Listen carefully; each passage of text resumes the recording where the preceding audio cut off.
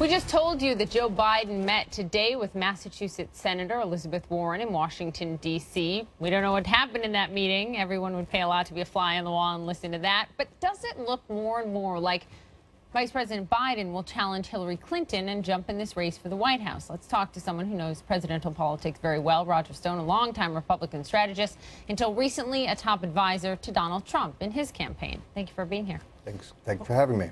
Well, we don't know why Joe Biden met with Elizabeth Warren, but a lot of people were pushing her to run for president. Do you think it looks more likely that he's going to jump in?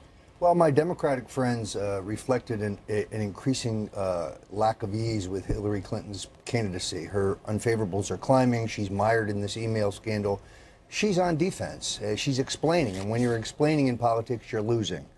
On the other hand, Vice President Biden, I think, appeals to the same kind of establishment Democrats that Hillary Clinton does. And the weakness of Hillary Clinton appears to be to her left. This is why Bernie Sanders is doing so well. Wow. This, I think, explains why the vice president is meeting with Elizabeth Warren. Elizabeth Warren, on paper at least, is the ideal candidate to knock off both.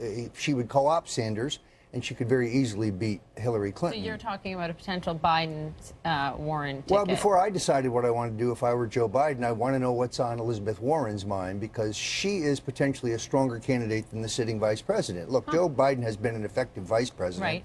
But as a presidential candidate, he dropped out of the last caucuses after getting 1%. So let's turn now to the GOP, since you were in the Trump camp for a long time and you're still a big fan of his. He's going to get your vote. Supporter.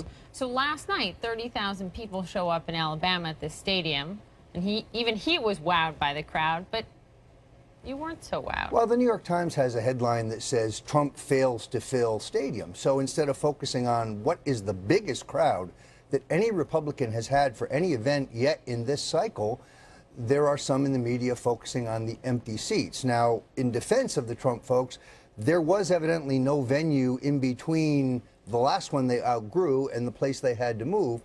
And 30,000 people is nothing to sniff at. That's an enormous crowd. And you can see the energy in that crowd. Let's talk about the tone. I want you to listen to some of the tone we've heard, especially the last week or so on the campaign trail from Donald Trump, from Joe Biden. Let's roll it. Jeb Bush is a low-energy person. For him to get things done is hard. He's very low energy. What I said was it's commonly referred to that. That's what I said. I didn't use it as my own language. What we ought to do is protect the 14th. You want to get to the policy for a second? I think that people born in this country ought to be American citizens. All right. You didn't hear the full soundbite there, but it's been played over and over. He's talking about the term anchor baby and whether it should be used or not. Is this an unusually negative tone in a campaign for the GOP? Well, something I think everyone understands about Donald Trump, I think, was originally written by Matt Labash in the Weekly Standard, which is if you hit Trump, you better expect to be hit back twice as hard. Jeb Bush started this exchange. He's the one who questioned whether Trump had been a Democrat. Now, the answer is obvious. Trump did leave the Republican Party briefly to protest the policies of George W. Bush. So, you know, this is your typical back and forth. But you mess with the front runner, you're going to get hit back. If the front runner is someone who does hit back hard and doesn't have any qualms about taking a very negative tone, is this going to be a more negative race? No, I don't think so. I think it's part and parcel of American politics today. This isn't beanbag. This is a struggle for the presidency of the United States. And all these candidates are going to mix it up. What's interesting to me is that everyone who has hit Trump, Rick Perry hits Trump, drops like a stone. Rand Paul hits Trump, drops like a stone. Now Jeb Bush has stepped up. Let's see what happens. Let's see what the polls say. All right, yeah, this week, just a bloodbath on Wall Street. Horrible sell-off. Market down more than 500 points yesterday. Every president and candidate for president says jobs, jobs, jobs. I have what it takes to create jobs. Let's listen. I will be the greatest jobs president that God ever created. I tell you that. I'll bring back our jobs from China, from Mexico, from Japan, from so many places. I'll bring back our jobs, and I'll bring back our money. I'll take jobs back from China. I'll take jobs back from Japan and every other country that's killing us. I'll bring the jobs back, and you know, the Hispanics are going to get those jobs, and they're going to love Trump, and they already do.